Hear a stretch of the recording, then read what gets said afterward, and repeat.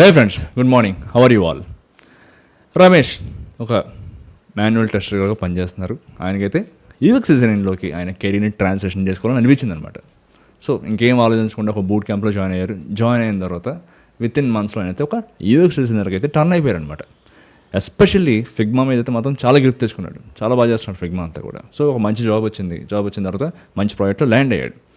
వెళ్ళిన తర్వాత particular manager రమేష్ని పిలిచి, రమేష్ ఇదిగో ఈ పర్టికులర్ అప్లికేషన్ మనం కంప్లీట్గా రీవ్యాంప్ చేయబోతున్నాము. ఇప్పుడు నువ్వైతే ఈ కంప్లీట్ అప్లికేషన్ ఎలా ఉందని చెప్పి ఒక యూఎక్స్ ఆడిట్ అయితే చేసి నాకైతే రిపోర్ట్ సబ్మిట్ చేయాలి, నీకైతే 2 days టైం ఇస్తానని చెప్పాడు అనమాట. రమేష్కి అర్థం కాలే. అదేంటి, మనం ఫిగ్మా గురించి ఫుల్గా నేర్చుకున్నాం కదా, ఆటో లేఅవుట్స్ అన్ని బీభత్సంగా వేస్తున్నాం కదా, అంతా కూడా visual designing, colour theory, typography ఏదైనా సరే చించి పాడేస్తాం కదా, ఈయన వచ్చి యూఎక్స్ ఆడిట్ అంటాడు ఏంటి, నాకు తెలియదే, ఇది నేను నేర్చుకోలేదే, వాళ్ళు నాకు చెప్పలేదే అని చెప్పి అప్పుడు ఆయన నేర్చుకోవడం స్టార్ట్ చేశాడు అనమాట.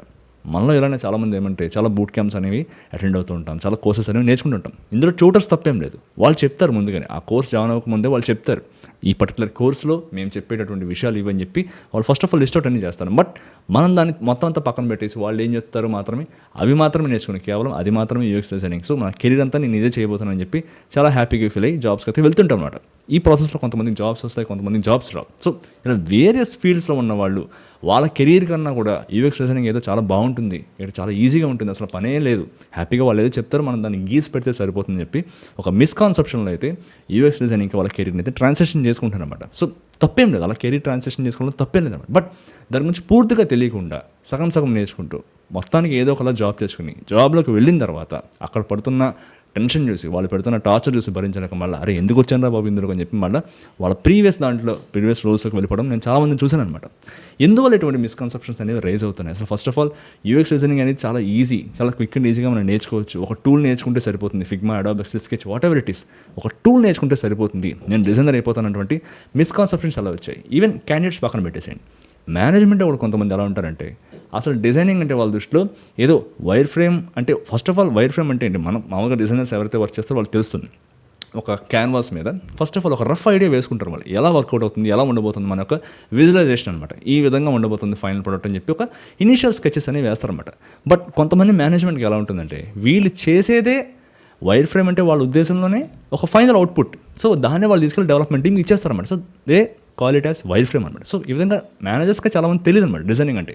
వాళ్ళ ఉద్దేశంలో డిజైనింగ్ అంటే వాళ్ళ ఐడియాస్ని జస్ట్ విత్ ఇన్ డేస్ లేకపోతే విత్ ఇన్ అవర్స్లో, కొంతమంది అయితే విత్ ఇన్ అవర్స్లో ఆ డిజిటల్ రిప్రజెంటేషన్ మీద వాళ్ళు కనబడాలి, అంతే డిజైనింగ్ అంటే. అంతమించి ఏం లేదు, అంతమించి వాళ్ళ రోలే లేదు. మహా అయితే ఒక 2-3 months ఉంచుకుంటారు, ఆ డిజైన్స్ అన్ని అప్రూవ్ అయ్యేంత వరకు పెట్టుకుంటారు, తర్వాత తీసేస్తారన్నమాట. అవసరం లేదు. తర్వాత అసలు ఏమైంది, ఆ డిజైన్ అనేది ఉందా, చచ్చిందా, అవంతా కూడా అవసరం లేదన్నమాట. అసలు ఫస్ట్ ఆఫ్ ఆల్ యూజర్స్ అనే వాళ్ళు సాటిస్ఫై అవుతున్నారా లేదా, యాక్సెసిబిలిటీ గైడ్లైన్స్ అన్ని మీట్ అవుతున్నాయా లేదా, ఆ తర్వాత టెస్టింగ్ చేస్తున్నారా లేదా, ఇవన్నీ ఏం అవసరం లేదు. జస్ట్ వాళ్ళు అప్పటికప్పుడు చేసుకున్నామా లేదా పక్కన పెట్టేసాం అన్నమాట. సో ఈ విధంగా తయారైందన్నమాట. ఎందుకు ఈ విధంగా అవుతుంది, ఎందుకు ఈ విధంగా ఒక మిస్కాన్సెప్షన్ అనేది రెడీ అయిందని చెప్పి నేనైతే మీకు ఈ వీడియో చెప్పడానికి ట్రై చేస్తున్నాను. అట్ ద సేమ్ టైం ఈ వీడియో చేయడానికి ముఖ్య ఉద్దేశం ఏమంటే, మధుగారు అని చెప్పి ఒక ఆయన ఉన్నారు. ఆయన ఆల్మోస్ట్ నేను ఎప్పుడైతే కొన్ని మంత్స్ బ్యాక్ వీడి గురించి అయితే వీడియో చేయడానికి స్టార్ట్ చేసిన అప్పట్లో మళ్ళీ కొన్ని కారణాల వల్ల అయితే ఆపేశాను అనమాట. లాస్ట్ ఫ్యూ మంత్స్ ఏమంటే చాలా స్ట్రగుల్స్ అయితే ఫేస్ చేశాను. బట్ ఇప్పుడు అవన్నీ అయిపోయి almost I'm relieve from all of them. So నేను కొద్దిగా ఇప్పుడు టైం ఉంది కాబట్టి ఓకే, మనం మళ్ళీ రెజ్యూమ్ చేద్దాం, ఈసారి ఆపకుండా రెజ్యూమ్ చేద్దాము, మళ్ళీ స్టార్ట్ చేద్దామని చెప్పి అనుకుంటాను. So especially thanks to him, ఎందుకంటే ఆయన ఆల్మోస్ట్ ప్రతి వీడియోలో కూడా కామెంట్ చేసేవారు, ఈ విధంగా చెప్పండి అని చెప్పి. సో ఇక నుంచి నేను మళ్ళీ పెట్టడానికి అయితే ట్రై చేస్తాను. సో దానికంటే ఒక కరికులం అనేది నేను ప్రిపేర్ చేయాలి కాబట్టి జస్ట్ ప్రిపేరింగ్ దట్, ఒక సిలబస్ అనేది ప్రిపేర్ చేసుకుని నేను రావాలి కాబట్టి. అలానే చాలామంది మెయిల్స్ చేస్తున్నారు ఈ విధంగా చెప్పండి అని చెప్పి. సో వాళ్ళకు కూడా చెప్తున్నాను అనమాట, first of all let me come up with a complete timetable, ఏ విధంగా చేయాలి, ఎప్పుడు చేయాలి, ఎట్లా చెప్పాలని చెప్పి నేను ఒక దాంతో వస్తాను. ఖచ్చితంగా దాంతో మీకు ఒక అప్డేట్ అయితే as soon as possible I will try to give. So first of all ఈ మిస్కన్సెప్షన్స్ అనేవి ఎలా ఉంటాయి అవైతే మీకైతే చెప్పడానికి ట్రై చేస్తాను. దీని నెంబర్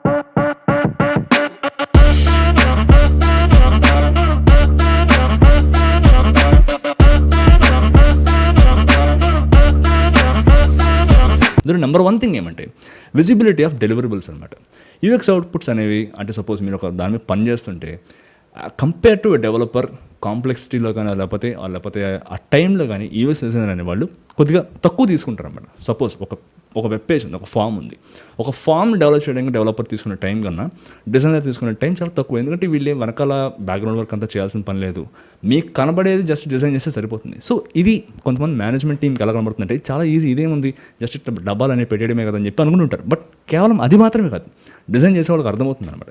కేవలం మనం ఎన్ని చూసుకోవాలి, ఎన్ని రూల్స్ ఫాలో అవుతున్నాం, ఆ కాలం లేఅవుట్స్ అన్ని పెట్టుకున్న తర్వాత అన్ని ఫాలో అవుతున్నామా లేదా, ఫస్ట్ ఆఫ్ ఆల్ ఒక డిజైన్ సిస్టమ్ అనేది ఉందా లేదా, లేకపోతే మనం డిజైన్ చేసుకోవాలి, కాంపోనెంట్స్ అన్ని క్రియేట్ చేసుకోవాలి, ఇవన్నీ కూడా వాళ్ళకి తెలియదు. వాళ్ళ ఉద్దేశం ఏమంటే అరే ఫామ్ డిజైన్ చేయడానికి ఎందుకు ఎంతసేపు పడుతుందని చెప్పి వాళ్ళు ఆ పర్స్పెక్టివ్ ఆలోచిస్తుంటారు తప్పితే ఇచ్చేయడానికి వెనకాల బ్యాక్గ్రౌండ్లో ఇన్ని చేయాలని చెప్పి వాళ్ళకి పట్టించుకోరు అన్నమాట అంతా కూడా. సో ఇది number 1 misconception, visibility of deliverables అనమాట. ఎందుకంటే టైం అనేది తక్కువ పడుతుంది డెవలప్మెంట్ టీం కన్నా అన్నటువంటి ఒకే ఒక థింగ్ వాళ్ళ మైండ్లో ఉంటుంది తప్పితే ఎందువల్ల తక్కువ పడుతుంది వీళ్ళకి, లేకపోతే వీళ్ళకి కూడా సర్టన్ కాంప్లెక్సిటీ అనేది ఖచ్చితంగా ఉంటుందని చెప్పి వాళ్ళు ఎప్పుడు గుర్తించరు అనమాట. సో ఇది నెంబర్ 1 థింగ్.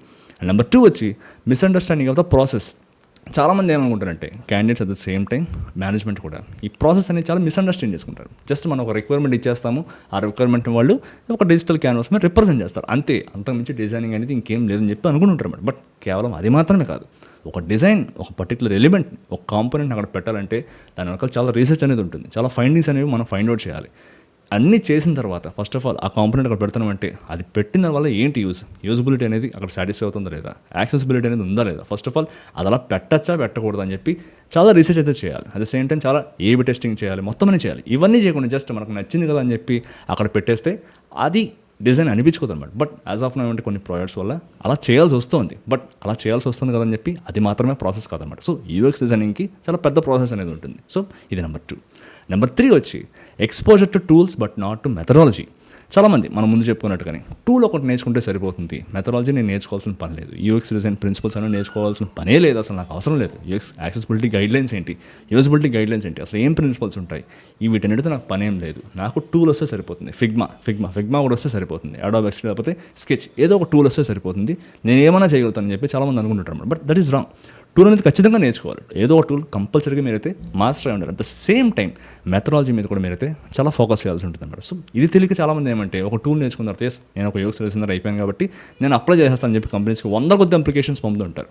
బట్ వాళ్ళ పోర్ట్ఫోలియో కానీ లేకపోతే వాళ్ళ ప్రొఫైల్ కానీ ఫైనల్గా షార్ట్ లిస్ట్ అవుతుంది అనమాట. వాళ్ళు ఫీల్ అవుతూ ఉంటారు, అరే నేను నేర్చుకున్నాను కదా, నా దగ్గర సర్టిఫికేషన్ కూడా ఉంది కదా, నాకు ఎందుకు రావట్లేదు అని చెప్పి చాలా ఆలోచించుకుంటూ ఉంటారు అనమాట. బట్ అక్కడ తేడా అక్కడ వచ్చిందంటే మీకు టూల్లో మాస్టరీ ఉంది కానీ ఆ మెథడాలజీలో మీకు అయితే ఎక్స్పీరియన్స్ లేదన్నమాట. సో ఇది నెంబర్ 3. నెంబర్ 4 ఫైనల్ థింగ్ వచ్చేసి ఓవర్ కాన్ఫిడెన్స్ ఇన్ ఒపీనియన్స్ అనమాట.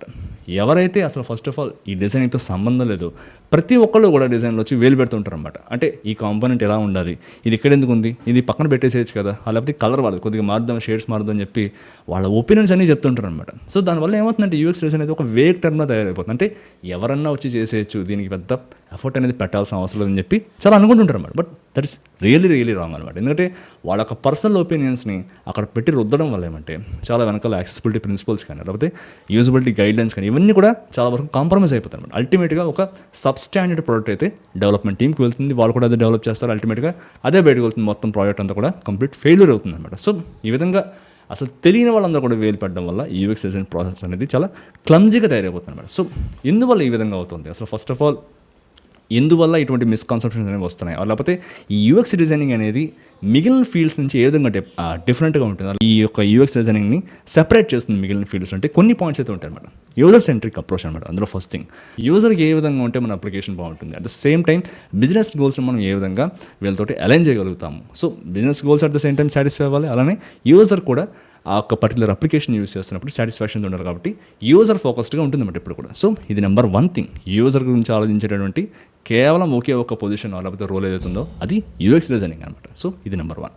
నెంబర్ 2 వచ్చి ఇంటర్ డిసిప్లినరీ నాలెడ్జ్. మీరు యూఎక్స్ డిజైనర్ అయ్యారంటే కేవలం మీకు డిజైనింగ్ గురించి మాత్రమే కాదు, స్టేక్ హోల్డర్స్ ఎలా ఆలోచిస్తారు, యూజర్స్ ఎలా ఆలోచిస్తారు, వాళ్ళ సైకాలజీ ఏంటి, లేకపోతే బిజినెస్ పీపుల్ వాళ్ళు రిక్వైర్మెంట్ ఇచ్చేటప్పుడు ఏ థింగ్స్ ఏ కేపీఎస్ వాళ్ళైతే కన్సిడర్ చేస్తారని చెప్పి మీకు బిజినెస్ గురించి at the same time users గురించి కూడా కంప్లీట్ అవగాహన అయితే మీకు వస్తుందన్నమాట. కేవలం మీ యొక్క డిజైన్ గురించి కూడా కాదు, ఇంటర్ డిసిప్లినరీ టీమ్స్, ఎందుకంటే మీరు చాలా మందితో వర్క్ చేయాల్సి ఉంటుంది. స్టేక్ హోల్డర్స్ అంటే చాలా మంది ఉంటారు అనమాట. బిజినెస్ పీపుల్ ఉంటారు, డెవలపర్స్ ఉంటారు, టెస్టర్స్ ఉంటారు, యూజర్స్ ఉంటారు, ఇలా ప్రతి ఒక్కరి గురించి కూడా మీకైతే తెలుస్తుంది అనమాట. ఇలా ఏ విధంగా వేరే ఫీల్డ్స్లో ఎక్కడ ఉండదు నాకు తెలిసి. సో ఇది నెంబర్ 2.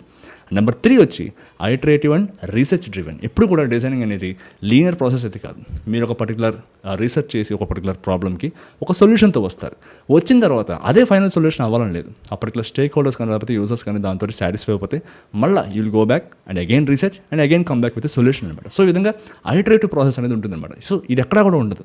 ఫస్ట్ ఆఫ్ ఆల్ ఈ విధంగా ఒక సొల్యూషన్ తీసుకురావడం, అది వర్కౌట్ అని చెప్పి మళ్ళీ గ్రహించడం, మళ్ళీ వెనక్కి వెళ్ళడం, ఇదంతా కేవలం డిజైన్లో మాత్రమే పాసిబుల్ అవుతుందన్నమాట. అట్ ద సేమ్ టైం ఇదంతా కూడా రీసెర్చ్ అండ్ డేటా డ్రివెన్. మనంతటా మనం ఓన్గా ఇది బాగుంది, ఈ కాంపోనెంట్ బాగుంది, ఇది ఎలా పెట్టద్దు అని చెప్పి ఎక్కడ ఉంటుంది, అంతా కూడా డేటా డ్రివెన్. మీరు ఏ డెసిషన్ తీసుకున్నా, ఏ చిన్న కాంపోనెంట్ అక్కడ పెట్టాలన్నా సరే ఒక డేటా అనేది బ్యాకప్ చేస్తూ ఉండాలన్నమాట.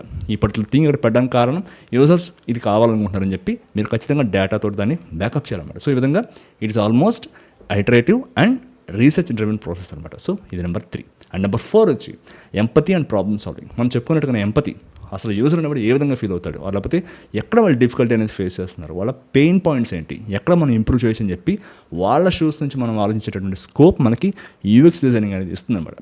At the same time problem solving, ఏ విధంగా ఈ ప్రాబ్లమ్ మనం సాల్వ్ చేయొచ్చు, ఎన్ని స్టెప్స్లో మనం ఏ విధంగా సాల్వ్ చేయొచ్చు అని చెప్పి ఒక రకమైనటువంటి ప్రాబ్లమ్ సాల్వింగ్ స్కిల్స్ని కూడా మనకి యూఎక్స్ డిజైనింగ్ ద్వారా మనం అయితే నేర్చుకోవచ్చు అనమాట. So as I told you earlier, I'm preparing a curriculum.